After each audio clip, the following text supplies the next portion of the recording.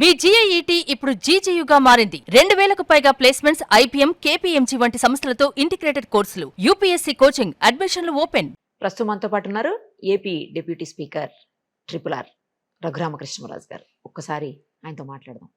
Sir నమస్తే. నమస్తే. ఎలా ఉన్నారు సార్? నిరుపమ గారు చాలా ఈ మధ్యలో అవును సార్, సంవత్సరం పైన అయిపోయింది మీతో ఇంటరాక్ట్ అయ్యి. అసలు ఎక్కడ ఇప్పుడు ఇక్కడే ఉన్నారా, లేకపోతే మొత్తం అటు ఇటు ఇటు అటు తిరుగుతూనే ఉన్నారా ఎప్పటిలాగే? అటు వారానికి 2 రోజులు హైదరాబాద్, ఓకే, 4 రోజులు నియోజకవర్గం, 1 రోజు విజయవాడ. అంటే అసెంబ్లీ లేకపోతే అదే అది ఉంటే అసెంబ్లీ ఉంటే పూర్తిగా అక్కడే ఉండాలిగా. అసెంబ్లీ లేకపోయినా మాకు ఆఫీస్ ఉంటుంది, పిటిషన్స్ కమిటీ, నెలకి ఒకటన్నా మీటింగ్స్ ఉంటాయి. సో దానికి ఎజెండా చూసుకోవటం, దానికి సంబంధించిన వర్క్. వారానికి 1 రోజు కంపల్సరీ అక్కడ ఉండాల్సిందే. రెగ్యులర్ గా కలుస్తుంటారా సార్ సీఎం గారితో, లేకపోతే అసలు మాకు సీఎం గారికి ఏముండదు, అసలు ఇంటరాక్షన్ ఉండే అవకాశం లేదు. అంటే మీరు ఇది వదిలేస్తే ఎమ్మెల్యే కూడా కదా, ఎమ్మెల్యే మరి అట్లా ఎమ్మెల్యేగా కలవాల్సిన అవసరం ఉంటదేమో.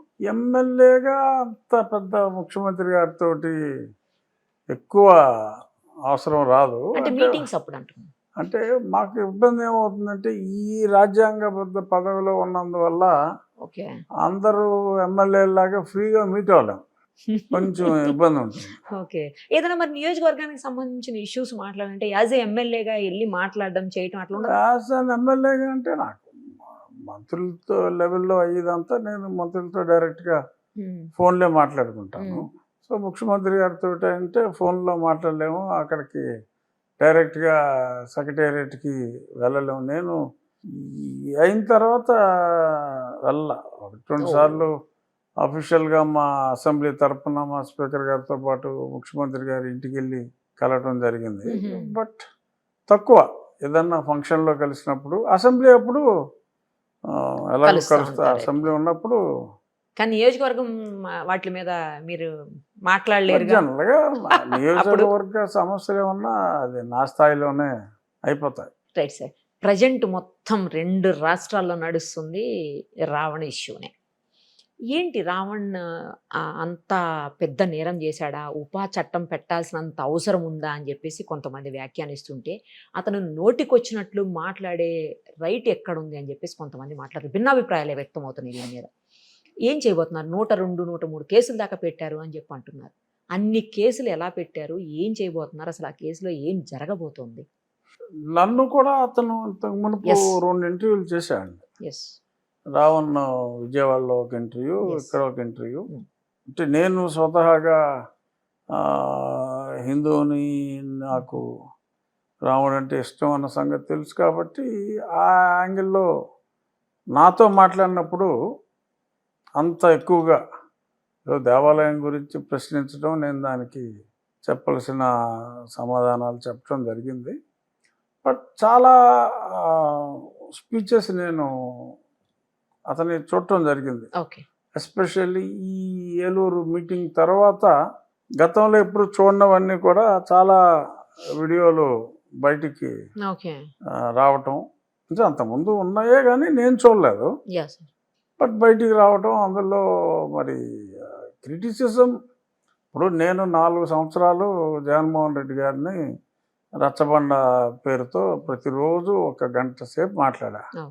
ఏ రోజు కూడా నేను వ్యక్తిగత దూషణలు కానీ, క్రిటిసిజం ఉంటుంది, ఓకే, సర్కాస్టిక్గా కొన్ని అంటే వ్యంగ్యం ఉండొచ్చు తప్ప ఈ అబ్యూజివ్గా మాట్లాడటం అనేది ఎప్పుడు మాట్లాడాల. సో బట్ అబ్యూజివ్గా మాట్లాడకపోయినా సటిల్ క్రిటిసిజం ఉన్నప్పటికీ కూడా నా మీద రాజద్రోహం కేసు పెట్టారు. అప్పుడు నా మీద పెట్టింది అప్పుడు 124A అని ఉండేది. సేమ్ ఈ ఉప్పా లాంటిదే నా మీద అటువంటి తీవ్రమైన అస్త్రాన్ని, సంస్కారవంతంగా మాట్లాడితేనే ప్రభుత్వాన్ని కూలదోసే కుట్ర చేస్తున్నానని రాజద్రోహం అని బ్రిటిష్ వాళ్ళ టైంలో పెట్టింది. ఈ మధ్యన తీసేయడానికి కూడా నా కేసే one of the prime reason.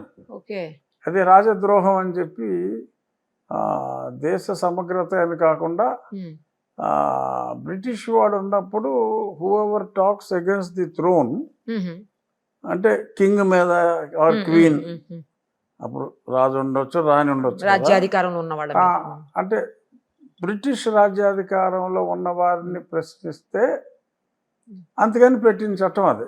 ఆ చట్టాన్ని నా మీద ప్రయోగించారు. తర్వాత 124A అనే దాన్ని తీసేశారు. తర్వాత అఫ్కోర్స్ ఈ యుఏపిఏ ఉంది, అది 152 కొత్త బిఎన్ఎస్లో. సో దాని కింద ఏంటంటే అది దేశ సమగ్రతకి, దేశ సార్వభౌమాధికారానికి సంబంధించి నిషేధిత ఉగ్రవాద గ్రూప్స్, ఈవెన్ ఈ పీపుల్స్ వార్ అయినా కూడా ఆ నిషేధిత జాబితాలోనే ఉంది. కాబట్టి అటువంటి నిషేధిత జాబితాలో ఎంతోమంది, ఎన్నో వేల మంది మరణానికి కారణమైన ఆర్గనైజేషన్లని నిషేధించి వాళ్ళ హెడ్ మీద పట్టుకుంటే బహుమానం అనౌన్స్ చేసిన వాళ్ళకి మద్దతుగా మాట్లాడటం, వీడియోలు చేయటం అనేది ఉపా కింద వస్తుంది అది. సో అటువంటి మాటలు అవన్నీ చాలా ఎక్కువగా ఇతను మాట్లాడిన వీడియోస్ బహిర్గతమైనవి. సో అంత ఓపెన్గా మరి మాట్లాడటం అనేది అది డెఫినెట్గా అది క్లియర్గా ఉపా చట్టం కింద వస్తుంది. బట్ కొంతమంది ప్రశ్నించేది ఏంటంటే వై నౌ, మాట్లాడింది ముందు కదా అంటే, ఆ మాట్లాడినవన్నీ దేనికన్నా ఒక టైం రావాలన్నట్టు ఇప్పుడు బయటకు వచ్చింది. ఇప్పుడు అప్పుడులో చూసినా మరి ఏదన్నా ఒక స్టేజ్ ఆఫ్ ఇన్వెస్టిగేషన్లో ఆగినాయేమో, ఇప్పుడు వేరే రూట్లో ఏదో తీగలాగితే ఎక్కడో డొంక కదిలిందన్నట్టు పవన్ కళ్యాణ్ గారి మీద చాలా అసభ్యకరంగా, వ్యంగ్యం కాదు, బూతులు మాట్లాడటం. అసలు ఆ meeting has lost its purpose. Meeting ఏమో దళిత క్రైస్తవ శంఖారావం. ఓకే, దేనికి? దళిత క్రైస్తవులకి మతం మారితే రిజర్వేషన్స్ లేవని రాజ్యాంగం చెప్తుంది, అది తప్పు, రాజ్యాంగాన్ని సవరణ చేయాలి అనే ఉద్దేశంతో పెట్టుకున్న సభ. సో రాజ్యాంగానికి, పవన్ కళ్యాణ్ గారికి, రాజ్యాంగానికి, రఘురామకృష్ణరాజుకి సంబంధం ఏముంటుంది? ఏముండదు. మేము రాజ్యాంగబద్ధ పదవిలో ఉన్నంత మాత్రాన రాజ్యాంగాన్ని మార్చే శక్తి మాకుండదు. అది పార్లమెంట్ మార్చాలి, పార్లమెంట్లో చట్టం చేయాలి. దానికి వాళ్ళు మాట్లాడుకోవాల్సింది ఓకే, పార్లమెంట్లో చట్టాలు చేయమని చెప్పి చట్టాలు మార్చమని చంద్రబాబు నాయుడు గారిని అడుగుతాం. జనసేన పార్టీకి ఎమ్మెల్యేలు ఉన్నారు, భారతీయ జనతా పార్టీకి ఉన్నారు, ఓకే, ఆ యాంగిల్లో మాట్లాడుకోవాలి. సంబంధం లేకుండా కొడక అని చెప్పి మనోహర్ దాస్ గారిని తిడతాం, నీ నోట్లో అని చెప్పి కళ్యాణ్ గారి గురించి మాట్లాడటం, తర్వాత నా నాలుక కోసి ఇంకా కళ్యాణ్ గారికి పార్సిల్ చేస్తానని చెప్పి మరి మాట్లాడటం. సో దళిత క్రైస్తవ శంఖారావానికి అతను డిప్యూటీ చీఫ్ మినిస్టర్ అవ్వడానికి మరి సంబంధం ఏంటో అలా వేరే ట్రాక్లో వెళ్ళిపోయింది. ఒక అబ్యూజివ్గా నడిచింది.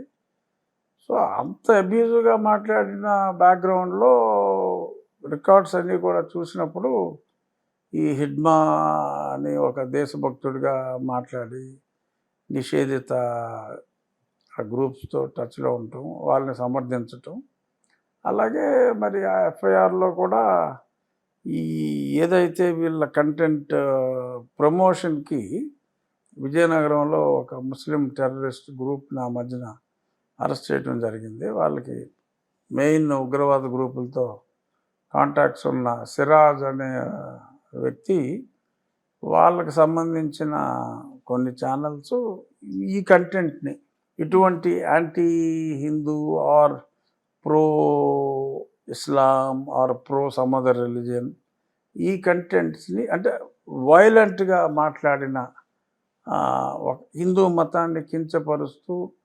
భారతదేశాన్ని కూడా కించపరుస్తూ, భారతీయులు ప్రిడామినెంట్లీ మెజారిటీ కమ్యూనిటీ ఆరాధించే దేవుళ్ళని తూర్పాడపడుతూ మాట్లాడిన కంటెంట్ని సిరాజ్ అనే వ్యక్తి ప్రమోట్ చేస్తున్నట్టుగా, అంటే మీడియాలో ఉంటుంది కదా promotion to reach more people. So ఆ ప్రమోషన్ చేస్తున్నట్టుగా కూడా ఎఫ్ఐఆర్లో అందులో రాసిన దాంట్లో ఉంది. కొన్ని న్యూస్ పేపర్స్ కూడా క్యారీ చేసినాయి. మరి ఇటువంటివన్నీ ఉన్నప్పుడు చట్ట ప్రకారం చర్యలు తీసుకోవాలి. దాన్ని లోతుగా పరిశోధన, ఇన్వెస్టిగేట్ చేయాల్సిన అవసరం ఉంది. మరి వైఎస్ఆర్ కాంగ్రెస్ పార్టీ ఈ సమయంలో మరి చట్టాలని గౌరవించడం మానేసి వాళ్ళకి లీగల్గా నేను సంరక్షిస్తాను అని మాట్లాడటం దురదృష్టం. మరి ఒక పొలిటికల్ పార్టీ మరి అంత సూసైడల్ టెండెన్సీతో మాట్లాడుకున్నట్టుగా అనిపించింది నాకు. ఎందుకంటే రాజకీయాల్లో ఆత్మహత్యలు తప్పితే హత్యలు ఉండవంటారు. అలాగే వైఎస్ఆర్ కాంగ్రెస్ పార్టీ మరి ఆత్మహత్య సదృశంగానే ఒక అటువంటి మాటలు హిందూ దేవుళ్ళను కావచ్చు, హిందూ దేశాన్ని కావచ్చు, హిందూ దేశాన్ని వ్యతిరేకించే శక్తులకి మద్దతు ప్రకటించడం కావచ్చు, అటువంటి వ్యక్తుల మీద కేసు పెట్టినప్పుడు వాళ్ళకి లీగల్గా ప్రొటెక్షన్ ఇస్తాను అని మాట్లాడటం, ఏమీ మాట్లాడిన నా మీదే మరి చట్టం ప్రకారం నన్ను అరెస్ట్ చేసిన వాళ్ళు మరి ఏదో దెయ్యాలు వేదాలు వల్లించినట్టుగా వాళ్ళు మాట్లాడుతూనే కాకుండా మరి ఇటువంటి నిందారోపణలు ఉన్న వ్యక్తులకి మేము లీగల్గా అన్ని సహాయాలు మేము అందిస్తామని మాట్లాడటం మరింత దురదృష్టం. Right sir. స్టార్టింగ్ పెట్టినటువంటి సెక్షన్స్ అన్నీ కూడా నార్మల్ సెక్షన్స్. తర్వాత ఎక్కడికి జడ్జి గారి దగ్గరికి ఎక్కడికి తీసుకెళ్ళినా కూడా అతనికి అక్కడికక్కడే బెయిల్ ఇచ్చారు, రిమాండ్ కూడా చేయడానికి లేకుండా. తర్వాత ఇవన్నీ అవ్వట్లేదని చెప్పేసి ఉపా చట్టాన్ని ప్రయోగించారు. అప్పుడు దాకా తెలియంది ఇప్పుడు సడన్గా ఉపా ఎందుకు వచ్చింది అని చెప్పి మాట్లాడుతున్నారు. అదే నేను మీకు ముందే అన్నా, అదేలే సార్, నేను మీతో అందుకనే ముందు అన్నా, why now why not before అనే చర్చ తర్వాత కూడా వచ్చాయి వచ్చింది. బట్ ముందు కంప్లైంట్, ఫస్ట్ ఇచ్చిన కంప్లైంట్ ఏదన్నా పోలీసులు ఇచ్చిన కంప్లైంట్ మీదే బేస్ చేసుకుంటారు. అవును అవును. ఫస్ట్ ఇచ్చిన కంప్లైంట్స్ ఈ పవన్ కళ్యాణ్ గారిని నిందించిన దాని మీదే ఇనిషియల్ కంప్లైంట్స్ ఇచ్చారు. ఆ కంప్లైంట్ మీదే ఎఫ్ఐఆర్ వేయటం జరిగింది. ఓకే. అండర్ 153 అంటే ఇది కులాల మధ్యన, మతాల మధ్యన, ప్రజల మధ్యన విద్వేషాలు అన్న దానికి సంబంధించిన సెక్షన్ల మీద కేసు నమోదు చేయటం అయింది. అవన్నీ 7 సంవత్సరాల లోపు శిక్ష ఉన్నవి. 7 సంవత్సరాల లోపు శిక్ష ఉంటే 41A నోటీస్ ఇచ్చి విచారణ తర్వాత ఏమన్నా తదుపరి చర్యలు ఉండాలి తప్ప, లేదంటే మీరు అరెస్ట్ చేయడానికి లేదు అని సుప్రీంకోర్టు కొన్ని గైడ్ లైన్స్ ఇచ్చినప్పటికీ కూడా అది you have to go by the intention of the person. ఏ సందర్భంలో ఎలా మాట్లాడారు, యాంత్రికంగా ఆర్డర్లు ఇవ్వటం కాదు. ఇప్పుడు ఇలాగే తమిళనాడు ముఖ్యమంత్రి విజయ్ గురించి, యాక్ట్రెస్ త్రిష గురించి ఒక ఎక్స్ మినిస్టర్ ప్రజెంట్ ఎమ్మెల్యే ఒక కామెంట్ చేశాడు. కామెంట్ చేస్తే మరి అతను అరెస్ట్ చేశారు. మరి కోర్టుకు వెళ్ళాడు అతను బెయిల్కి. Court did not agree, high court. మరి అక్కడ హైకోర్టు ఎందుకని ఒప్పుకోలేదు అంటే ఆ తీవ్రతని గమనించి, సో దీనివల్ల ఆ వ్యక్తికి ఉన్న ఫ్యాన్స్కి యువతల పార్టీ వాళ్ళకి మధ్యన గొడవలు జరిగితే అది శాంతి భద్రతల సమస్యగా పరిణమించే అవకాశం ఉంది. కాబట్టి ఇప్పుడు రాజ్యాంగంలో 19(1)A ప్రకారం ఫ్రీడమ్ ఆఫ్ స్పీచ్ అనేది ఇచ్చారు. బట్ అదే రాజ్యాంగంలో 19(2)లో restrictions and control by the state కూడా కొన్ని పరిధులు కూడా ఇవ్వటం జరిగింది. మాట్లాడే స్వేచ్ఛ ఎదుట వ్యక్తికి జీవించే స్వేచ్ఛకి భంగం కలిగించే విధంగా ఉండకూడదు. సో ఆ రెస్ట్రిక్షన్స్ కూడా కాన్స్టిట్యూషన్లోనే ఉన్నాయి. సో దేశ సమగ్రతకి భంగం కలిగే విధంగా మాట్లాడినప్పుడు చర్యలు తీసుకోవాలి. మీరు అడిగిన దానికి ముందు కంప్లైంట్ ఇచ్చిన వ్యక్తి ఫస్ట్ 1-2 డేస్లో ఈ దాని మీద కంప్లైంట్ ఇవ్వాల. యా.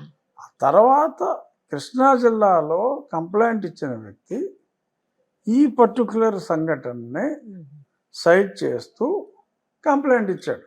ఇతను పవన్ కళ్యాణ్ గారిని తిట్టాడు లేకపోతే ఇంకోటనే ఇవ్వాల, ఈ సంఘటన సైట్ చేస్తూ ఇచ్చారు. ఆ కంప్లైంట్ మీద బేస్ చేసుకుని ఆ కంటెంట్ని పరిశీలించి prima facie there is a case అని చెప్పి చేశారు. ఓకే. సో ఒకసారి ఒక బెయిలబుల్ సెక్షన్ మీద కేసు పెడితే తర్వాత వేరే విషయం వెలుగులోకి వచ్చి నాన్ బెయిలబుల్ కేసు బుక్ చేయకూడదు, ఆ కేసులో అరెస్ట్ చేయకూడదు అంటాం కరెక్ట్ కాదు కదా. రైట్. ఇప్పుడు రావణ వెనకాల కేవలం మీరు అంటున్నటువంటి మత సమస్యలే ఉన్నాయా, లేకపోతే ఏదైనా పార్టీ కూడా ఉంటుండొచ్చు అని మీరు అనుకుంటున్నారు? పార్టీ ఉంది అని ఇప్పుడు అనుకోవాల్సి వస్తుంది. రావణ్కి మద్దతుగా న్యాయ సహాయం మేము అందిస్తాము అని చెప్పి యువజన శ్రామిక రైతు కాంగ్రెస్ పార్టీ వచ్చింది కాబట్టి మనం అంత ఓపెన్గా వాళ్ళు మాట్లాడినప్పుడు వైఎస్ఆర్ కాంగ్రెస్ పార్టీ ఉందని వాళ్ళే ప్రకటించారు ఇన్ ఏ వే. సో మనం దానికి పెద్ద ఊహించవలసిన ఆవశ్యకత కూడా లేదు. కానీ రాజకీయ కక్ష సాధింపు అని ప్రతిపక్షాలు అంటున్నాయి. మరి అతని మీద రాజకీయ కక్ష అంటే అతను రాజకీయ పార్టీలో లేడు కదా. ఇప్పుడు వైఎస్ఆర్ కాంగ్రెస్ పార్టీ మద్దతు ఇచ్చింది అతనికి. ఏమో ఇతను వైఎస్ఆర్ కాంగ్రెస్ పార్టీలో ఉన్నాడేమో తెలీదు. అది ఇప్పుడు కొత్తగా వెలుగులోకి వచ్చిన నిన్న మొన్న అతని శ్రీమతి రావణ్ శ్రీమతి జగన్మోహన్ రెడ్డిని కలవటం, ఆయన తన సంపూర్ణ మద్దతు సహకారం లీగల్గా అందిస్తానని చెప్పి తెలియజేయటం బట్టి ఇదంతా సబ్సిక్వెంట్గా వచ్చింది. బట్ ఒరిజినల్గా అసలు అతను యూట్యూబర్గానే ఆర్ యాజ్ ఎ జర్నలిస్ట్గానే తప్ప వైఎస్ఆర్ కాంగ్రెస్ పార్టీ సానుభూతి పరుడుగా మరి పబ్లిక్గా అయితే లేదు మొన్నటిదాకా. ఇప్పుడు కొంచెం పబ్లిక్ అయింది. సో అంత మాత్రం చేత అలా మాట్లాడినప్పుడు చర్యలు తీసుకుంటే అది పొలిటికల్ వెంజెన్స్ అనుకోవటం కరెక్ట్ కాదు. ముందే తెలుసుంటే పోనీ ఇతను YSR Congress party official spokes person, ఇప్పుడు వెంకటరెడ్డి ఎవరో ఉన్నారు, అతను అఫీషియల్ స్పోక్స్ పర్సన్. సో అతన్ని అరెస్ట్ చేస్తే ఓకే పొలిటికల్గా కావాలని చెప్పి చేశారు అని మాట్లాడే అవకాశం ఉంటుంది. బట్ ఇతను అసలు పార్టీకి ఎటువంటి సంబంధం మొన్నటి వరకు లేదు, ఇప్పుడు అఫీషియల్గా లేదు. ఆయన మద్దతు ప్రకటించాడు కాబట్టి అనుమానించాల్సి వస్తుంది. సో కాబట్టి ఇక్కడ పొలిటికల్ వెంజెన్స్ ఏముంటుంది. రైట్. ఇప్పుడు జైల్లో అతనికి ఎలాంటి ట్రీట్మెంట్ ఉండబోతుంది? వాళ్ళ వైఫ్ కూడా మాట్లాడుతూ ఉన్నారు దీని మీద. ట్రీట్మెంట్ నన్ను ఒకరోజు జైల్లో పెట్టారు, అప్పుడు ఒక నైట్ ఉన్నాను నేను. మరి ట్రీట్మెంట్ అంటే మరి జైల్లో అప్పుడు నాకైతే ఒక రూమ్ ఇవ్వటం జరిగింది. నేను అప్పుడు ఒక సిట్టింగ్ ఎంపీని, పోస్ట్ గ్రాడ్యుయేట్ని కాబట్టి ఏదో ఆ జైల్లో ఒకటే రూమ్ ఉంది, ఆ రూమ్ ఇచ్చారు.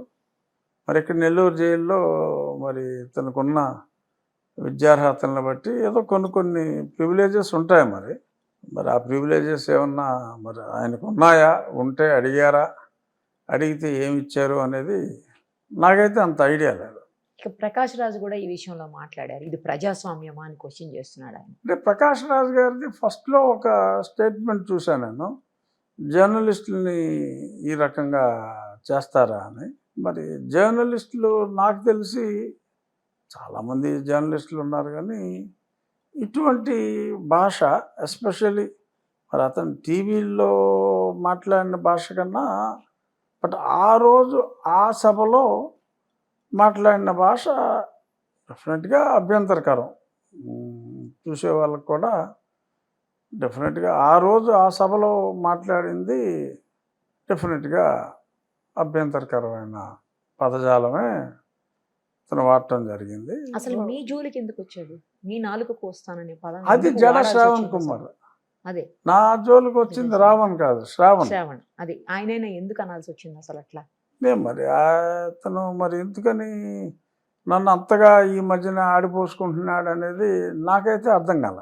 అంతకు ముందు టీడీపీ తోటే ఉండే కదండి. అంతకు మునుపు ఆయన ఎలక్షన్ ముందు ఉన్నారు. తర్వాత ఆయనే కొన్ని ఇంటర్వ్యూల్లో చెప్పారు, నేను ఒక 5 సీట్లు అడిగాను, ఓహో. సీటుకి 5 కోట్లు అడిగాను, చంద్రబాబు నాయుడు గారు ఇవ్వలేదు. అందుకని నేను నా ఆశయ సిద్ధి కోసం నేను ఎలక్షన్లో పోటీ చేశాను ఉమ్. అని ఆయన మొన్న పోటీ చేశారు 2 చోట్ల. మంగళగిరిలో రిజర్వ్డ్ కాన్స్టిట్యున్సీ తాటికొండలో ఓకే. క్యాపిటల్ ఏరియాలో అగేన్స్ట్ తెలుగుదేశం పార్టీ. సో ఆయనకు ఒక చోట 71 కోట్లు వచ్చినాయి. జై భీమరావు భారత్ పార్టీ అని. యాక్చువల్గా ఈ జై భీమరావు భారత్ పార్టీ అన్నది ఒరిజినల్గా ఇంకొక పేరు ఉంది దానికి, ముందడుగు ప్రజా పార్టీ అని. ఓకే. ముందడుగు ప్రజా పార్టీ తరపున విజయవాడ ఈస్ట్ గద్దె రామ్మోహన్ రావు నెగ్గాడు 2019లో కూడా. గద్దె రామ్మోహన్ మీద కూడా జడా శ్రావణ్ కుమార్ ముందడుగు పార్టీ పేరు మీద పోటీ చేయడం జరిగింది అంతకుముందు కూడా. అప్పుడు ఏదో 100 ఓట్ల దాకా వచ్చినాయి. 2019 నుంచి ఈయనకి రాజకీయాలంటే ఉత్సాహం ఉంది. ఆ తర్వాత ఓడిపోయిన తర్వాత కథ ఆయన పోటీ చేసాడా ఓడిపోయాడా అన్నది కూడా ఎవరికీ తెలియదు. జగన్మోహన్ రెడ్డి గారు ముఖ్యమంత్రి అయిన తర్వాత కొంచెం ప్రభుత్వానికి వ్యతిరేకంగా ఆయన మాట్లాడటం ఈవినింగ్ డిబేట్స్లో. సో ఆయన యాక్చువల్గా అదే ఆయన మేజిస్ట్రేట్ అయినప్పటికీ, మాజీ మేజిస్ట్రేట్ అయినప్పటికీ ఏదో హైకోర్టు జడ్జి లాగా ఒక ఇమేజ్ క్రియేట్ అయింది. ఎందుకు క్రియేట్ అయిందో. సో అప్పుడు ప్రభుత్వానికి వ్యతిరేకంగా పోరాడాడు ఆయన. సో ఆయనకి తర్వాత ఆయన పార్టీ ఇలాగ పొత్తు 5 సీట్లు 5 కోట్లు నిరాకరించిన తర్వాత ఆయన పార్టీ తరఫునే రాష్ట్రం అంతా 175 స్థానాల్లో ఆయన పోటీ చేయడం జరిగింది వాళ్ళ పార్టీ తరఫున. సో 175 స్థానాల్లో పోటీ చేశారని అన్నారు. మరి అన్నీ కలిపినా కూడా ఓట్లు పెద్దగా ఏమి 10,000 ఓట్ల కన్నా వచ్చినట్టు లేవు రాష్ట్రం మొత్తం మీద. బట్ పోటీ అయితే చేశారని అన్నారు. సో ఆయన పోటీ చేయటం సరే, ఓకే. ఆయనకి డిప్యూటీ సీఎం అవుతాడా, ఆయన సీఎం అవుతాడా, ఆయన పోటీ చేయొచ్చు, దాన్ని ఉంది. మా పార్టీకి మేము పోటీ చేసాం, ఆయన పార్టీకి ఆయన పోటీ చేశాడు, దానివల్ల ఇబ్బంది ఏమీ లేదు. బట్ ఎందుకు మరి నన్ను అంతలాగా కామెంట్ చేస్తున్నాడు ఆయన అనేది నాకైతే అర్థం కాదు. అంటే మీ ఇద్దరికి ఏం లేదు కదా గొడవ? వ్యక్తిగతంగా అసలు ఏమీ లేదు, అసలు ఏమీ లేదు. రాజకీయంగా కూడా ఉందా? రాజకీయంగా ఏముంటుంది, అది కూడా లేదు కదా. జే భీమరావు పార్టీకి మా పార్టీకి వ్యక్తిగతంగానూ లేదు, రాజకీయంగానూ లేదు. మరి ఎందుకంటే మరి తెలియదు. బహుశా అంటే నేను రాజ్యాంగబద్ధ పదవిలో ఉన్నానని నేనేమన్నానంటే, రాజ్యాంగంలో ఉన్న ఆర్టికల్ 341 గురించి నేను గతంలో కూడా మాట్లాడా. నేను ఆ విషయమే మీద ఈయనకి కోపం రావాలి అనుకుంటే నేను ఎన్నో రచ్చబండల్లో కూడా మాట్లాడా. ఏది ఒకసారి మతం మారిన వారు ఎస్సీ అట్రాసిటీ కేసెస్ మీద కంప్లైంట్ ఇవ్వడానికి లేదు, అటువంటి కేసులు చెల్లవు అని నేను అప్పుడే మాట్లాడా. ఈయనకి అబ్జెక్షన్ ఉంటే అప్పుడే అబ్జెక్ట్ చేసి ఉండొచ్చు 4 ఏళ్ళ క్రితం మాట్లాడినప్పుడు. మరి ఇప్పుడు సడన్గా మా ఊర్లో నేను రామాలయం కట్టాలనుకున్నప్పుడు దానికి పాత రామాలయం స్థానంలో పునర్నిర్మించాలనుకుంటే ఆయన కోర్టుకు వెళ్ళి అబ్జెక్ట్ చేయటం. రామాలయం అసలు ఎందుకు ఇష్యూ అయింది సార్? అది కూడా డౌటే అందరికి. ఎందుకు ఆలయం గురించి అంత ఇష్యూ అయింది అసలు? ఎందుకు అంత ఇష్యూ అయింది అనేది నాకు చాలా ఆశ్చర్యం. నాకు నా నియోజకవర్గంలో ఒక పాతపడిన రామాలయం ఉంది, దాన్ని పట్టించుకునే దిక్కు లేదు, రామా నీకు దిక్కెవరు అని నన్ను క్రిటిసైజ్ చేస్తూ సాక్షి పేపర్లో ఒక ఆర్టికల్ వచ్చింది. 1/8 పేజు ఒక ఆర్టికల్ వచ్చింది. నేను ఆర్టికల్ చూసి అసలు అంతా చెత్త అంతా వేశారు, ఆ చెత్త క్లీన్ చేసేవాడు కూడా లేడు. ఈ స్థానిక ఎమ్మెల్యే ఏమో ఆ కాలువలు బాగు చేస్తున్నానని చెప్పి, ఎన్నో ఆక్రమణలు తొలగిస్తున్నానని చెప్పి మాట్లాడే వ్యక్తి కనీసం ఇక్కడ చెత్తను కూడా తొలగించలేకపోతున్నాడని చెప్పి నా మీద సర్కాస్టిక్గా ఆ దేవాలయం బొమ్మేసి ఒక ఆర్టికల్ వచ్చింది. నేను అది చదివి మా వాళ్ళకి నా అనుచరుల గణానికి ఫోన్ చేసి మీరు ముందు అర్జెంటుగా అది క్లీన్ చేయండి, ఆ దేవాలయం ప్రెమిసెస్ని క్లీన్ చేయండి అని చెప్పి అప్పుడు దాకా అది మీ దృష్టిలోకి రాలేదు? నాకు తెలీదు. ఏదో ఊర్లో ఒక చోట ఒక ఆలయం పాతపడిపోయింది అంటే అన్నీ నా దృష్టికి రావు కదా, పేపర్లో రాస్తే వచ్చింది. నేను చూసి ఇమ్మీడియట్గా మనుషుల్ని వెళ్ళి క్లీన్ చేయమన్నా, మనుషుల్ని వెళ్ళి క్లీన్ చేయమన్నా. ఏదో చిన్న పెట్టి ఇష్యూ అనుకున్నా, మనుషుల్ని వెళ్ళి ఆ గుడి ఏదో చెత్త అంతా తీసుకెళ్ళి గుళ్ళు వేసారా, అది క్లీన్ చేయండి అన్నా. ఓకే. సో క్లీన్ చేయమని తర్వాత చెప్పిన నెక్స్ట్ డే ఏమన్నానంటే, క్లీన్ చేసేసారు కదా, చిన్న పనే కదా చెప్పింది, చెత్త తీయమన్నాను.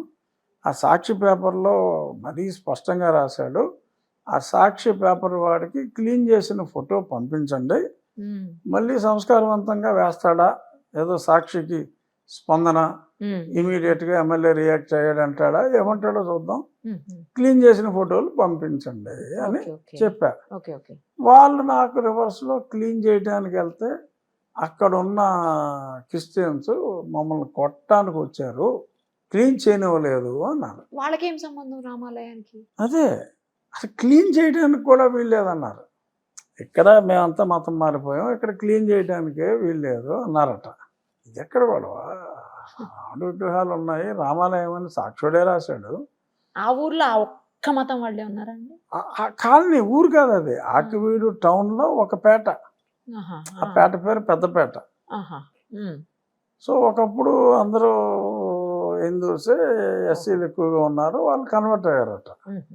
కన్వర్ట్ అయ్యారంటే సర్టిఫికెట్లో ఎస్సీ అని ఉంటుంది, బట్ ప్రాక్టికల్గా 3 చర్చిలు ఉన్నాయి ఆ చిన్న సందులో. మళ్ళీ రామాలయం క్లీనింగ్ ఇదంతా వాళ్ళకి నచ్చినట్టు లేదు, కొట్టడానికి వచ్చారు. కొట్టడానికి రావడం ఏంటరా, ఇది మరీ టూ మచ్గా ఉందని నేను వెళ్ళా. నేను వెళ్ళి అది సిచ్యువేషన్ చూశాను, మళ్ళీ నా మీద కూడా గొడవకు వచ్చారు. మీరు హిందువులా క్రిస్టియన్లా అంటే కన్ఫ్యూజ్ అయ్యారు. సర్టిఫికెట్ ఏమో హిందూ అని ఉంటుంది, బట్ అక్కడ నిజంగా హిందూస్ కూడా వైశ్యాస్ కూడా ఉన్నారు అదే కాలనీకి ఒక పక్క. సో వాళ్ళందరూ కోరుకుంటున్నారు.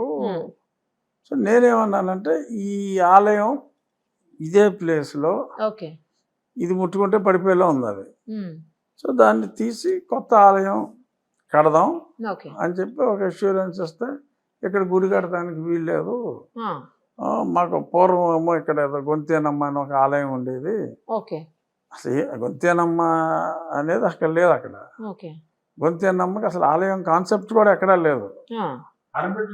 చెప్పారు ఉన్నాయి 4 విగ్రహాలు, 4 లక్ష్మణుడు విగ్రహాలు ఉన్నాయి. 1932 డాక్యుమెంట్లో, బ్రిటిష్ గవర్నమెంట్ ఉన్నప్పుడు డాక్యుమెంట్లో గుడి పూర్వంకు రామాలయం అని రాసి ఉంది అక్కడ రికార్డులో, అప్పటి నుంచే ఉంది. సో నేను ఈ ఏంటది శ్రీరామనవమి వచ్చింది, ఇది జరిగిన 15వ రోజుకి. ఆ శ్రీరామనవమి రోజు నేను పానకం, అంత ముందు సంవత్సరం కూడా పానకం ఇచ్చారంట ఆ రోజుకి. సో మళ్ళీ పానకం ఇస్తాం మేము అని చెప్పి వాళ్ళంటే, నేను ఒక 7-8 రామాలయాలు తిరుగుతూ అక్కడికి కూడా వస్తానని చెప్పి అక్కడికి కూడా వెళ్ళా. వెళ్తే లిటరల్గా దేవ్ అటాక్, దాడి చేశారు. నా పక్కనున్న ఒక వ్యక్తికి ఇక్కడ మేకు దిగింది, ఒక చెక్కకి మేకు ఉంటే కొట్టారు, ఇలా కొడితే మేకు ఇక్కడ ఉండిపోయింది చెక్కతో సహా.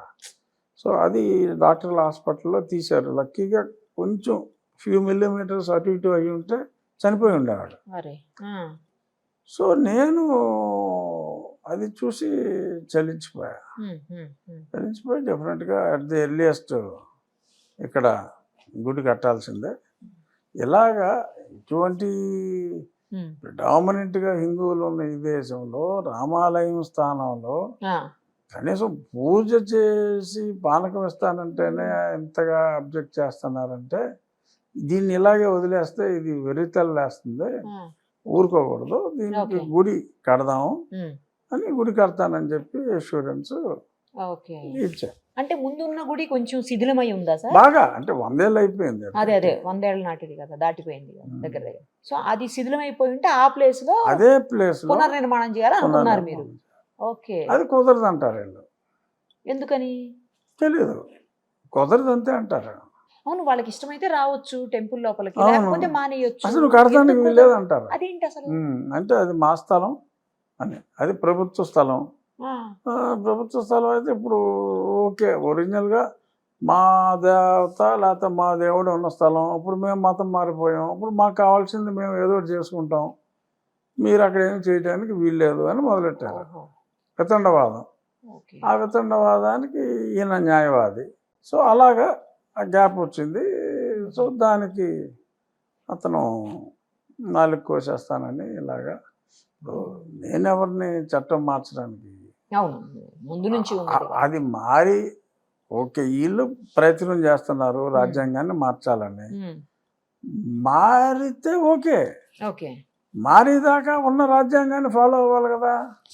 నేను ఈ రాజ్యాంగాన్ని ఫాలో అవను, ఈ రాజ్యాంగం ఫాలో అవ్వాలి అని ఎవడైనా మాట్లాడితే ఆడికి నాలుగు కోసేస్తా, అని నచ్చేస్తా ఇచ్చేస్తా, ఆ నాలుగు కోసి ఇంకెవరికో ఉప ముఖ్యమంత్రికి డిప్యూటీ మరి ప్రాస కలిసిందని ఏంటో డిప్యూటీ స్పీకర్ నాలుగు కోసి డిప్యూటీ సీఎంకి కానుకగా ఇస్తా, భవిష్యత్తులో బిడ్డ నేనే డిప్యూటీ సీఎంని అని అనౌన్స్మెంట్లు ఇవన్నీ మరి ఎందుకు మాట్లాడుతున్నారు అనేది తెలియదు.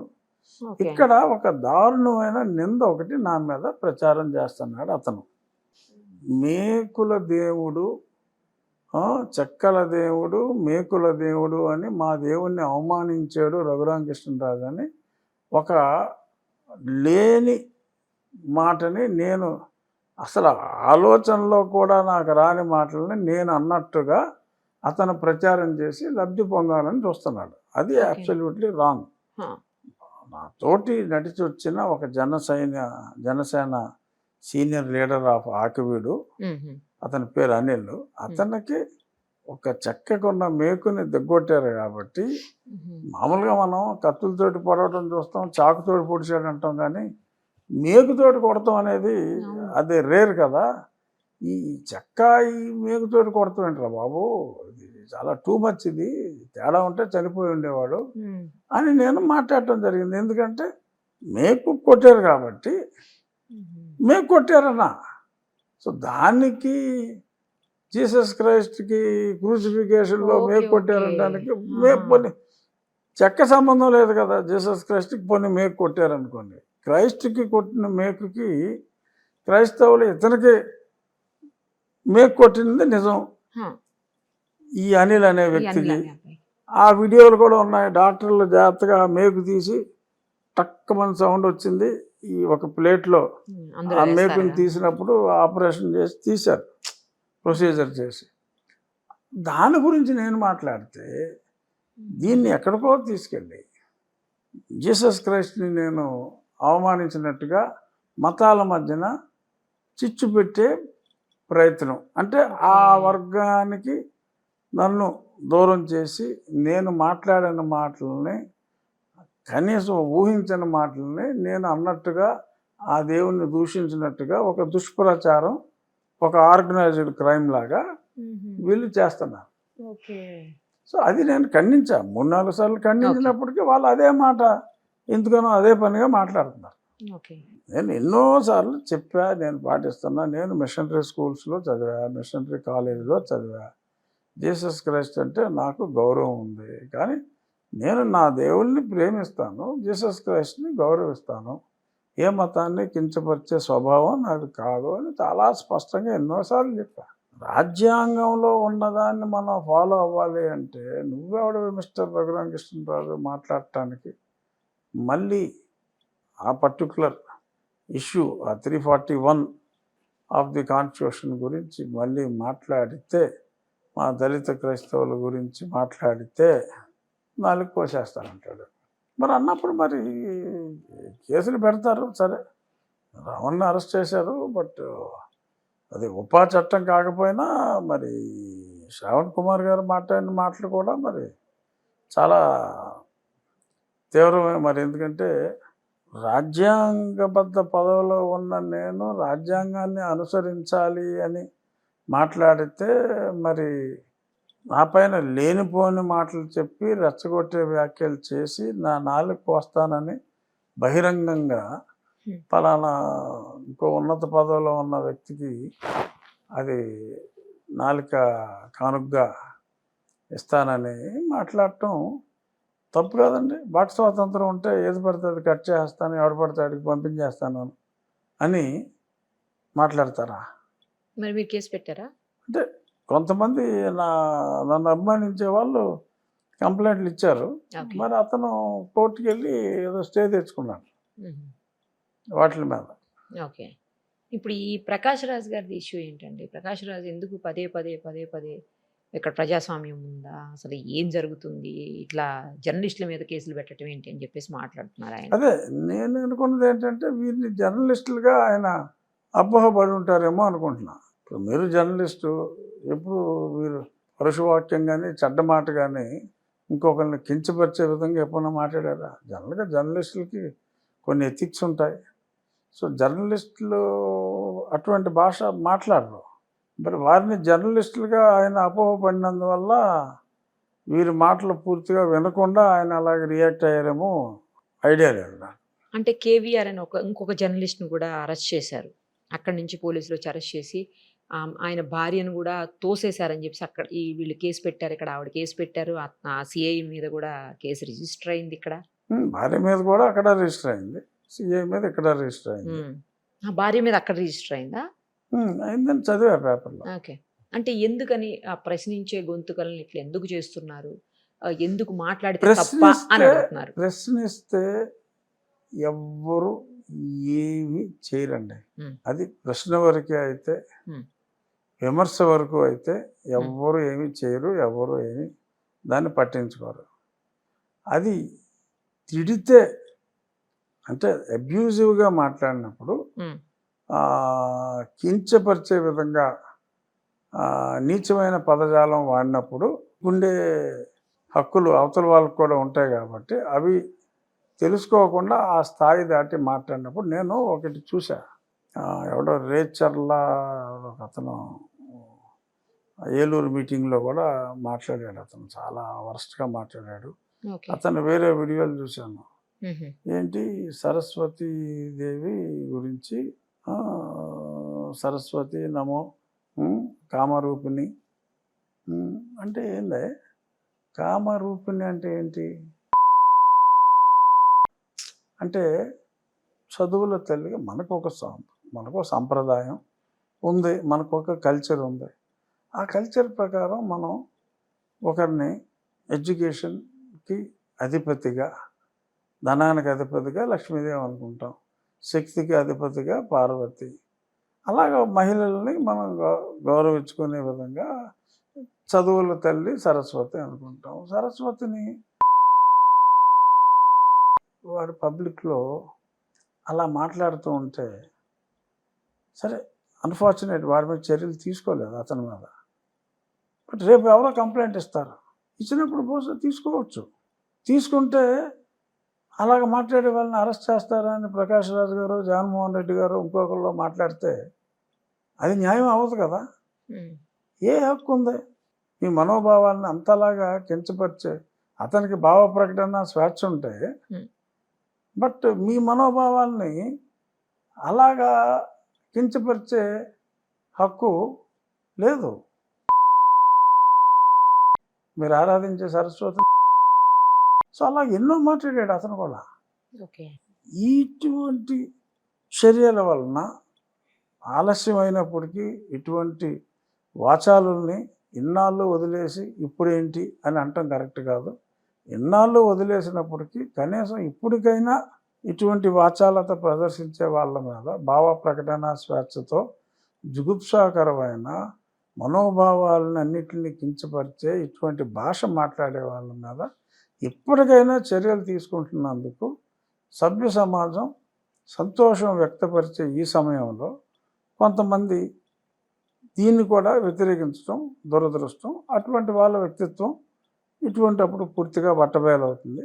So the true colours will be out. ఇప్పుడు ప్రకాష్ రాజ్ రావణ్ మాట్లాడుకున్నది కూడా ఒక ఆడియో ఏదో లీక్ అయిందండి. అసలు ఏంటి, సనాతన ధర్మం మీద కుట్ర జరుగుతుందా, లేకపోతే ఎస్పెషల్లీ పవన్ కళ్యాణ్ గారి మీద ఏమన్నా కుట్ర జరుగుతుందా? అసలు ఎలా అర్థం చేసుకోవాలి దీన్ని? మరి ఎందుకన్నా మరి పవన్ కళ్యాణ్ గారి మీద ప్రకాష్ రాజ్ గారికి కుట్ర చేసి అవసరం ఎందుకుంటుంది? ఆయన హీరో వేషాలు వేసుకుంటారు, ఈయన క్యారెక్టర్ ఆర్టిస్ట్ కమ్ విలన్ వేషాలు. ఆర్టిస్ట్గా ఈయనకి ఆయనకి పోటీ లేదు. సో అంచేత ఆయన మీద కుట్ర చేసి చేయవలసిన అవసరం ప్రకాష్ రాజ్ గారికి ఉంటుందని నేను అనుకోవట్లా. బట్ ఆయనకి మరి గతంలో ఆయన కూడా ఎలక్షన్లో పోటీ చేశారు. ఏదైనా పొలిటికల్గా డిఫరెన్స్ ఆఫ్ ఒపీనియన్ ఉండొచ్చు.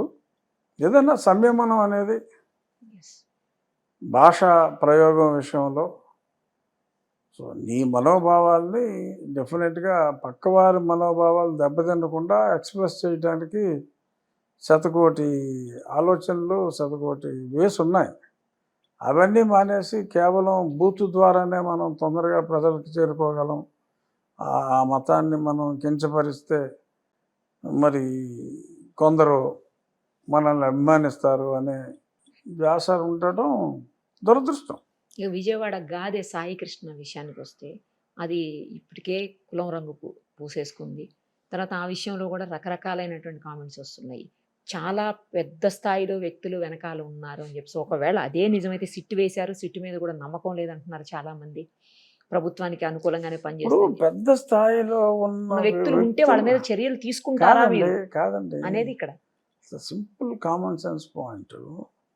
Gade Sai Krishna, I don't bother అతని కులం ఏంటనేది. గాదే సాయి కృష్ణ అనే వ్యక్తి మీద రౌడీ షీట్ దాఖలు జగన్మోహన్ రెడ్డి ప్రభుత్వంలోనే అయింది. ఓకే, కొత్తగా రౌడీ షీట్ వేసింది కాదు అది. ఇంతకు మునిపే రౌడీ షీట్. జైలుకి వెళ్ళి ఉన్నాడు ఎన్నోసార్లు. జైలుకి వెళ్ళి వచ్చిన తర్వాత లేటెస్ట్గా ఫ్రెష్గా 6 నెలల క్రితం మర్డర్ చేశాడు. ఎవరో ఒక రెడ్ల కుర్రనే ఉన్నో పోలీసు చంపేశాడు మాట వచ్చి. అతనికి ఏమన్నా వైఎస్ఆర్సీపీ వాళ్ళు వెళ్ళి డబ్బులు ఇచ్చారా? ఇతనికి మొన్న 20 లక్షలు ఇచ్చారంట ఇతని తల్లికి. ఎందుకు ఇచ్చారో తెలియదు. ఇప్పుడు ఇతను మొన్న ఉన్న ఫ్రెష్గా చంపేశాడు. ఆ చంపినవాడికి ఇచ్చారా? ఆ చంపినవాడికి ఇవ్వలేదు. కేసులు వైఎస్ఆర్ ప్రభుత్వంలో జగన్మోహన్ రెడ్డి ముఖ్యమంత్రి ఉండగానే రౌడీ షీట్ చేశారు. నో డౌట్ కస్టోడియల్ టార్చర్లో చంపంటే అది నేరం, అందులో ఎటువంటి సందేహం లేదు. ఎటువంటి వాడినైనా అలాగా చేయటానికి చట్టం ఒప్పుకోదు. అది సరైనది కూడా కాదు. కానీ ఇలా ఒక 22 కేసుల్లో ఉన్న వ్యక్తికి రౌడీ షీటర్ని ఈ రకంగా ఎన్కౌంటర్ చేయటానికి ఈ రేంజ్లో పెద్దలందరూ కలిసి కుట్ర చేయవలసిన అవసరం ఉంటుందా? ఒక ఈజ్ ప్రూవెన్ క్రిమినల్. అతను చంపేశాడు అన్నది నిజం, అన్నది నిజం. కేసులు పెట్టింది జగన్మోహన్ రెడ్డి ప్రభుత్వం. అతని ప్రభుత్వం తప్పుడు కేసులు పెట్టిందని ఇప్పుడు అతను మాట్లాడుతున్నాడా? అతను క్రిమినల్లే. ఏ క్యాస్ట్, క్రైమ్కి క్యాస్టే ఉంటుందండి, అన్ని క్యాస్ట్లో ఉంటారు క్రైమ్ చేసేవాళ్ళు. అతను క్రిమినల్లే, క్రైమ్ చేశాడు. కస్టోడియల్ టార్చర్ అనేది తప్పు. జగన్మోహన్ రెడ్డి నా మీద చేసిందే అది. నేను బతికాను, ఇటు చచ్చిపోయాడు, అంతే తేడా. Both are same otherwise. దాన్ని కుట్ర చేసి పెద్దవాళ్ళందరూ ఎటువంటి స్ట్రీట్ సైడ్ క్రిమినల్ ఎక్విజిషన్స్ ఉన్నవాడు అంత ఎక్విజిషన్ నుండి రౌడీ షీట్ వాళ్ళే పెట్టి ఈ రకంగా అదొక దేశభక్తుల్లాగా ఏదో స్వాతంత్ర సమరయోధుడిని బ్రిటిష్ వాడు భగత్ సింగ్ని కాల్చేశాడు అన్నట్టుగా ఈ సాయికృష్ణ గురించి వాళ్ళు మాట్లాడటం, ఇదంతా ఇందాక చెప్పాను కదా, ఇట్స్ సూసైడల్ టెండెన్సీస్ ఎందుకు వచ్చినాయో వైఎస్ఆర్ కాంగ్రెస్ పార్టీకి మరి నాకు అర్థం కావట్లేదు. కానీ ఒక పక్క రావణ్ కేసు లీగల్గా ఫైట్ చేయటం కానీ, వాళ్ళే రౌడీ షీట్ ఓపెన్ చేసిన వ్యక్తి గురించి no doubt they can condemn custodial torture మీద కండెమ్ చేయొచ్చు. అటువంటిది మానేసి వ్యక్తిగతంగా దీనికి ఒక కులం రంగు అంటించి దానివల్ల ఏదన్నా రాజకీయ లబ్ధి పొందొచ్చు అని అనుకుంటే అది బూమరాంగ్ అవుతుంది. జోసెఫ్కి సపోర్ట్ చేస్తే మతం యాంగిల్, ఇతనికి సపోర్ట్ చేస్తే ఒక కులం యాంగిల్ వచ్చేస్తుంది అనుకోవటం అది బ్యాడ్ లక్. వాళ్ళ ఆలోచన లోపం, వాళ్ళ అవగాహన రాహిత్యం. ఒకవేళ ఈ కేసులో ఈ కస్టోడియల్ డెత్ ఇష్యూలో సాయి కృష్ణ కేసులో పెద్దవాళ్ళు ఎవరన్నా ఉన్నారు దీని వెనకాలని తెలిస్తే చర్యలు తీసుకోవడానికి మీ ప్రభుత్వం సిద్ధమా అనేది ఒక క్వశ్చన్. అవునండి, చర్యలు ఎందుకు తీసుకోరు? చర్యలు తీసుకుంటారు. అసలు జుడిషియల్ కమిటీ వేయకుండా సిట్ వేశారు, అందుకని దీన్ని ఏదో అట్లా మసిగూసి మారేడుకాయ చేసేసి తీసేస్తారు. ఎందుకంటే కనీసం అతను బూడిదన్నా ఇవ్వండి అని చెప్పి తల్లి ఏడుస్తున్నటువంటి పరిస్థితి. మరి ఇలాంటి కేసులు తల్లి చిన్నప్పుడే సరి చేసుకుని ఉంటే ఈ ప్రాబ్లం ఉండేది కాదు. తోటకూర దొంగతనం చేసినప్పుడే సరి చేసి ఉంటే ఈ ఇబ్బంది ఉండేది కాదు కదా అని మనం చిన్నప్పుడు ఒక కథ ఉండేది. మోహన్ బాబు కేటుగాడి సినిమాలో కూడా, దాసనారాయణరావు గారి సినిమాలో తర్వాత అతను అంటాడు వాళ్ళ అమ్మని, నేను చిన్నప్పుడు ఏదో చిన్న దొంగతనం చేసుకొచ్చినప్పుడే నువ్వు నాకు తప్పని చెప్పుకుంటే నేను ఇలాగ మారేవాడిని కాదు కదమ్మా అని భలే డైలాగ్స్ ఉంటాయి ఆ సినిమాలో. అంటే ఏ తల్లిదండ్రులు కూడా తప్పు చేయమని చెప్పరు, తప్పు చేస్తే ఊరుకోరు కూడా సార్. కానీ వినే పరిస్థితి అవతల వాళ్ళ దగ్గర ఉండాలి కదా. అదే ఇప్పుడు అంత హత్యలు చేసిన వ్యక్తి ఇతని గురించి ఓకే, తల్లికి ఉంటుంది వేదన, కానీ దానికి ఇలా మరి సొల్యూషన్ ఏముంటుంది ఇంకా సొల్యూషన్? అతను ఉన్నాడా లేడా అనేది ఇంకా తేలలేదు, ఇన్వెస్టిగేషన్ నడుస్తుంది. దర్యాప్తులో కూడా లేడు అనేది అయితే కన్ఫర్మేషన్ వచ్చింది. లేడు అంటే ఏమైంది అదే కదా ఎంక్వైరీ చేస్తున్నారు కదా. ఎంక్వైరీ అవ్వకుండా మనం ఏం మాట్లాడతాం? సరే, ఇప్పుడు అమరావతి వర్సెస్ మావిగా ఏంటి ఇదే మొత్తం చర్చ నడుస్తూ ఉంది ఎక్కడ చూసినా సరే. అమరావతిని లీగల్గా కూడా ఫిక్స్ చేసేసారు కదా రాజధానిగా. మళ్ళీ దాన్ని చేంజ్ చేసి, అంటే ఒకవేళ వైసీపీ వస్తే దాన్ని ఏమన్నా చేంజ్ చేసే అవకాశం ఉంటుంది, మావిగన్ మారుస్తారంట. అసలు మావిగన్ ఎక్కడ పెడతారు, ఎలా పెడతారు, అసలు ఈ చర్చ ఎందుకు వచ్చింది అనేది ఒక్కసారి. అదేనండి, అతనికి జగన్మోహన్ రెడ్డి గారికి అమరావతి అంటే కోపం అసహ్యం ఉన్నట్టున్నాయి. బహుశా ఆ పేరు నచ్చలేదేమో అని అనుకుంటున్నా. ఇప్పుడు బేసిక్గా క్యాపిటల్ సిఆర్డిఏ ఉంది కదా, క్యాపిటల్ రీజియన్ డెవలప్మెంట్ అథారిటీ అని. సిఆర్డిఏ పరిధిలో ఉన్నదే మోర్ ఆర్ లెస్ మావిగన్. మీరు సిఆర్డిఏ పరిధి ఆల్మోస్ట్ గంగూరు ఎన్ని దాటినంత వరకు సిఆర్డిఏ పరిధే. అది దాటి కొంచెం బందర్ దాకా వెళ్ళాడు ఈయన ఆ రోడ్లో. ఇటు గుంటూరు ఈ మధ్యలో ఈ పోర్షన్ అంతా కూడా, ఈ మంగళగిరి ఈ హైవే ఇదంతా కూడా సిఆర్డిఏ పరిధిలోనే ఉంది. అసలు ఒరిజినల్గా 1982లో అమరావతి సీమ అర్బన్ డెవలప్మెంట్ అథారిటీ అని ఉండేది. 82లో మా తాతగారు శిరీష్ రాజు గారు ఫస్ట్ చైర్మన్ దానికి. తర్వాత దాన్ని విజిటి విజయవాడ గుంటూరు తెనాలి మంగళగిరి అథారిటీ అని మార్చారు. అదే ఇప్పుడు మోరార్లో సిఆర్డిఏ పరిధి కొంచెం అటు ఇటుగా మారింది తప్ప సిఆర్డిఏని క్యాపిటల్ అంటాడు జగన్మోహన్ రెడ్డి గారు. అది మకారాన్ కోసం మచిలీపట్నం కలిపాడు, ఏదో పోర్టు ఉందని. అదర్వైజ్ మావిగన్ అంటే మచిలీపట్నం విజయవాడ గుంటూరు. సో విజయవాడ గుంటూరు ఇదంతా ఎలాగో అందులో పార్టే, ఆ సిఆర్డిఏలో ఆల్రెడీ పార్టే. సో సిఆర్డిఏని నేను రికగ్నైజ్ చేస్తాను నేనంటూ వస్తాయి అంటాడు జగన్మోహన్ రెడ్డి గారు. దీనికి విజయవాడ స్వరూపాన్ని అలాగే ఉంచి, గుంటూరు స్వరూపాన్ని అలాగే ఉంచి, ఆ మధ్యలో ప్రాంతానికి అమరావతిగా ఈయన నామకరణం చేసి అక్కడ 9 స్మాల్ గ్రూప్స్ ఆఫ్ ఏరియాస్ లాగా పెట్టి, ఒక చోట ఎగ్జిక్యూటివ్ ఏరియా, జ్యుడిషియల్ ఏరియా ఒక దగ్గర, కోర్టులు న్యాయమూర్తులకి నివాసాలు, అదంతా ఒక జ్యుడిషియల్ డిస్ట్రిక్ట్ అని, కాలేజెస్ ఎన్నిటికి ఎడ్యుకేషన్ డిస్ట్రిక్ట్ అని ఒక ప్లాన్ ప్రకారం కొంత ఏరియాని ఈయన ఎంపిక చేసుకున్నారు. అది ఎలాగో అక్కడే ఉంటుంది. ఇప్పుడు సెక్రటేరియట్ బిల్డింగ్ ఆల్రెడీ 3 స్లాబ్లు అయిపోయినాయి. 1 yearలో 18 స్లాబ్స్, 28 ఎండింగ్కి షిఫ్ట్ అయిపోతారు అక్కడికి. 40 అంతస్తుల సెక్రటేరియట్ అయిపోతుంది. 27 ఎండింగ్ ఫస్ట్ క్వార్టర్ ఆఫ్ 28కే మా అసెంబ్లీ కొత్త ఐకానిక్ బిల్డింగ్లోకి వెళ్ళిపోతుంది. శరవేగంగా పనులు అవుతున్నాయి. కొత్త హైకోర్టు భవనం నడుస్తుంది. జడ్జిల బిల్డింగ్లోకి క్వార్టర్స్లోకి సెప్టెంబర్ ఫస్ట్ వీక్లో మూవ్ అయిపోతున్నారు. ఎమ్మెల్యేలు అయితే ఆగస్ట్ ఫస్ట్ వీక్లో మూవ్ అయిపోతున్నారు. మా మినిస్టర్ క్వార్టర్స్ అన్నీ కూడా August last week or September first వీక్కి మూవ్ అయిపోతున్నాం. ఇవన్నీ శరవేగంగా అయిపోతున్నాయి. క్యాపిటల్ అంటే ఏంటి? మెయిన్ ఈ పోర్షన్ అంతా, ఈ ఎగ్జిక్యూటివ్, ఈ జ్యుడిషియరీ, ఇదంతా ఎక్కడ ఉంటుందో అసెంబ్లీ, సెక్రటేరియట్, అదే కోర్ క్యాపిటల్ రీజియన్. ఆ కోర్ క్యాపిటల్ రీజియన్ అక్కడే ఉంటుంది. అది కట్టేశారు. సో ఇంకా అదేమి మారటానికి లేదు, మార్చడానికి లేదు. ఇంకో సెక్రటేరియట్ మచిలీపట్నంలో కడతాను, అసెంబ్లీ గుంటూరులో కడతానంటాడా? ఇదంతా మతి లేని మాటలు.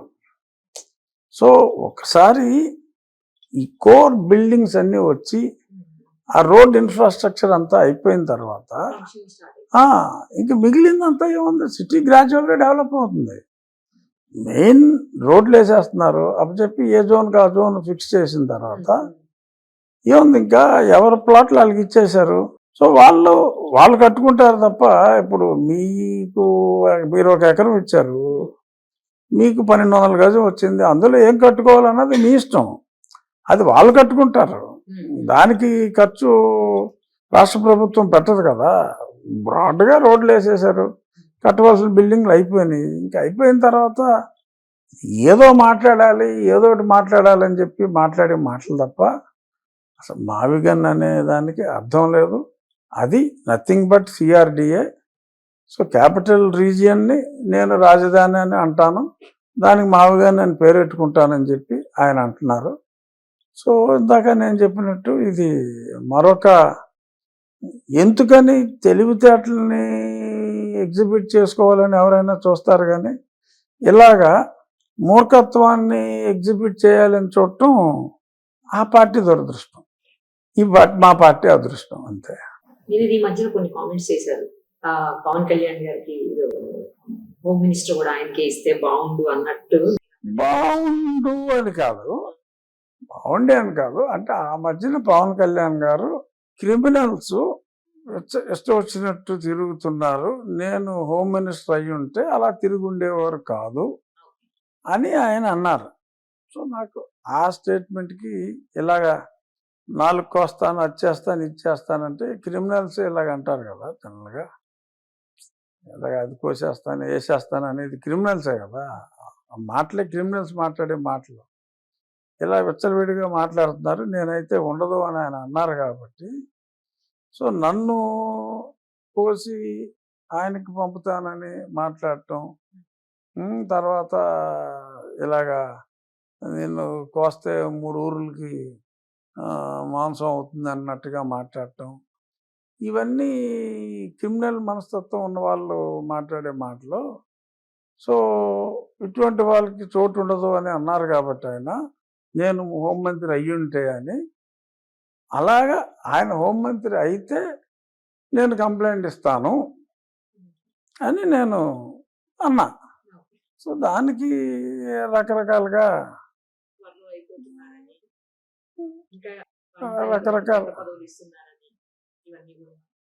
అవన్నీ జనరల్గా ప్రజలు మాట్లాడుకుంటారు. బట్ ఆయన యథాలాపంగా అన్నదాన్ని నేను మాట్లాడా. ఇప్పుడు మా వాళ్ళు కంప్లైంట్ ఇచ్చారు చాలామంది. ఇప్పుడు దాకా అయితే మరి చర్యలు లేవు పెద్దగా. గారి గురించి నేనేం అనలేదు కదా. అదే నేను ఆయన అన్నదాని గురించి నేను అన్నా. రైట్. స్థానిక సంస్థల ఎన్నికలు ఉన్నట్టు వాటిని ఏమన్నా టార్గెట్ చేస్తున్నారా? ఎందుకంటే ఇప్పుడు ఈ ఇష్యూస్ అన్ని నడుస్తున్నటువంటి ఈ సమయంలో మీకు పాజిటివ్ అవుతుంది అనుకుంటున్నారా, నెగిటివ్ అవుతుంది అనుకుంటున్నారా? ప్రతిపక్షానికి పాజిటివ్ అయ్యే అవకాశం ఉంటుందా? లేదు అంటే మీరు ఇంకా ప్రూవ్ చేసుకొని మొత్తం సీట్లన్నీ మీరే తీసుకునే అవకాశం ఉంటుందా ఈ స్థానిక సంస్థల ఎన్నికలు? ఏమంటారు? స్థానిక సంస్థల ఎన్నికలు మామూలుగానే ఎప్పుడు రూలింగ్ పార్టీకి అనుకూలంగా ఉంటాయి, మామూలుగానే. ఇప్పుడు ఇంకా ఎక్కువ అనుకూలించే అవకాశాలు ఇప్పుడు ప్రతిపక్షం మాట్లాడే మాటల వలన ఇంకా పూర్తిగా క్యాండిడేట్లు కూడా దొరకని పరిస్థితికి వెళ్ళినా కూడా ఆశ్చర్యపోకర్లేదని నాకు అనిపిస్తుంది వారి స్వయం కృతాపరాధాల వల్ల. తర్వాత ఇది చెప్పండి ఒకసారి, లోకేష్ గారు ఇప్పుడు చాలా కీలకమైనటువంటి రోల్ ప్లే చేస్తున్నటువంటి పరిస్థితి, అంత centre of the attraction Lokesh గారు అవుతున్నారా రాబోయే రోజుల్లో? మొత్తం బాధ్యత అంతా ఆయన మీదకి. లోకేష్ గారిని పార్టీ వర్కింగ్ ప్రెసిడెంట్ చేశారు. అంటే మామూలుగా అయితే పార్టీ ప్రెసిడెంట్ అంటే వర్కింగ్ ప్రెసిడెంట్, బట్ ఇక్కడ స్పెసిఫిక్ గా వర్కింగ్ ప్రెసిడెంట్ అని అన్నారంటే మరి డెఫినెట్గా is going to play key role within the party అనేది స్పష్టం. మరి ఏ పార్టీ రూలింగ్ లో ఉంటే ఆ పార్టీ అధినేత కీ రోల్ ఉంటుందనేది ఇట్స్ అన్ ఓపెన్ సీక్రెట్ అందులో. సో అంచేత రాబోయే రోజుల్లో he is going to play key role అనేది సుస్పష్టం. అంటే 2029 ఎలక్షన్ తర్వాత పవన్ కళ్యాణ్ గారు అలాగే వర్సెస్ లోకేష్ గారు అయిపోతుందా? ఇద్దరిలో ఎవరు సీఎం అవుతారు? లేకపోతే చంద్రబాబు గారు తప్పుకుంటారా? ఇంకిస్తారా? ఇవన్నీ ఊహాజనితమైన ప్రశ్నలు.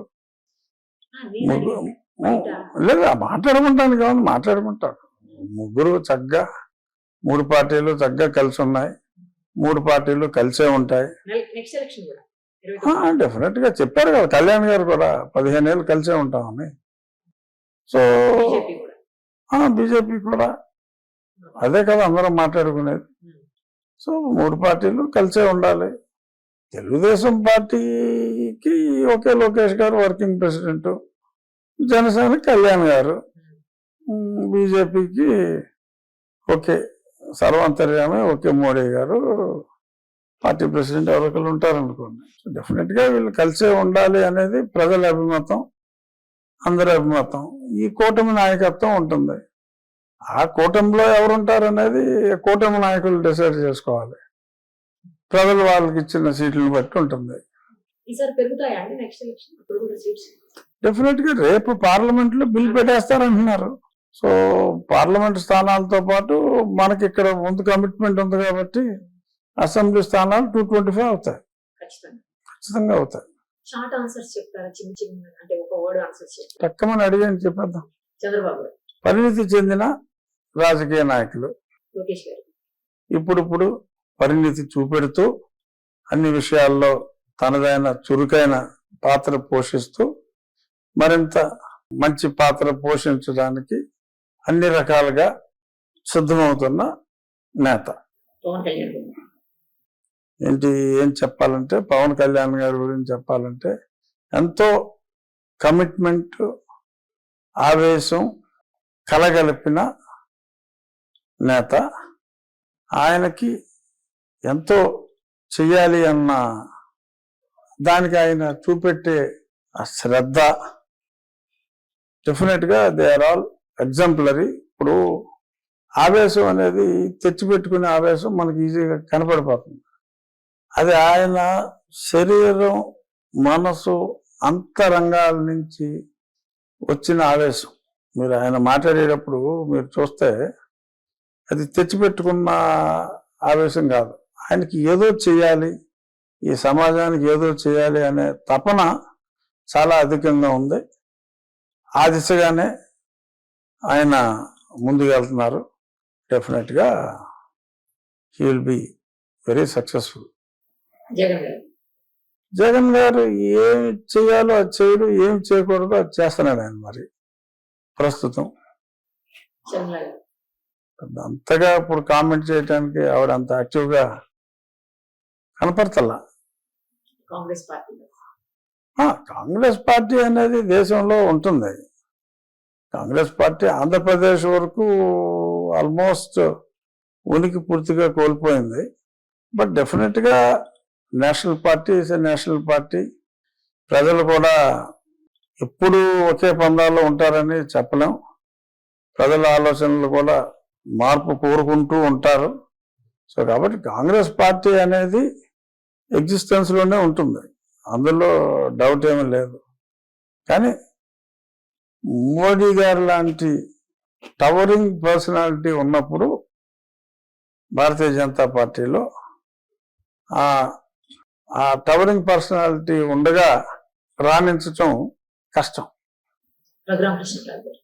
రఘురామకృష్ణరాజు గురించి మరి ఏం చెప్తాం, మరి రఘురామకృష్ణరాజుని మెచ్చుకునే వాళ్ళు తగు సంఖ్యలోనే ఉన్నారు. అలాగే రఘురామకృష్ణరాజు బరువు పెరిగాడని చెప్పి కోసేసి పనిచేయాలని చూసే వాళ్ళు కూడా ఉన్నారు. సో అన్నెసరీగా కాంట్రవర్షియల్ పర్సన్ కాకపోయినా రఘురామకృష్ణరాజుని ఎక్కువ మంది కాంట్రవర్షియల్ పర్సన్ గా చిత్రీకరించే ప్రయత్నమే జరుగుతుంది. మరి రఘురామకృష్ణరాజు ఆ ముద్ర నుంచి బయటకు వచ్చే ప్రయత్నం చేయాలి, చేస్తే మంచిది అతనికి. 2029 సీఎం కూటమి నుంచి ఉంటారు, ఎవరో మనకు తెలియదు. పవన్ కళ్యాణ్ గారు సీఎం అవుతారా రాబోయే రోజుల్లో? పవన్ కళ్యాణ్ గారు సీఎం అవ్వాలి అనేది ఆయన అభిమానుల కోరిక. పవన్ కళ్యాణ్ గారు అవుతారా, చంద్రబాబు నాయుడు గారు కంటిన్యూ అవుతారు, 15 సంవత్సరాలు చంద్రబాబు నాయుడు గారే సీఎం అని చెప్పి సాక్షాత్తు పవన్ కళ్యాణ్ గారే చెప్పారు. సో పవన్ కళ్యాణ్ గారి అభిమతం చంద్రబాబు నాయుడు గారు 15 సంవత్సరాలు ముఖ్యమంత్రిగా ఉండాలని. సో కాబట్టి పవన్ కళ్యాణ్ గారి అభిమతం సహేతుకం, ఎందుకంటే ఆయనకి ఈయనంటే ఇష్టం. ఆయన ఈయన్ని 15 ఏళ్ళు ఉండాలి అని చెప్పి మా అసెంబ్లీలోనే నేను సీట్లో ఉన్నప్పుడే ఆయన చెప్పటం జరిగింది.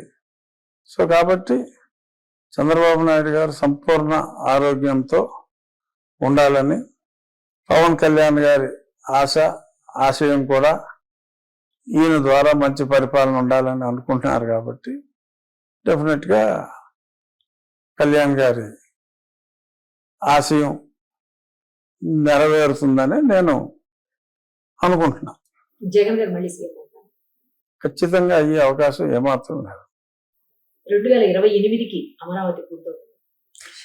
28 ఎండ్కి సెక్రటేరియట్ పూర్తి స్థాయిలో ప్రారంభమవుతుంది. అసెంబ్లీ ఐకానిక్ బిల్డింగ్ లో ప్రారంభం అవుతుంది.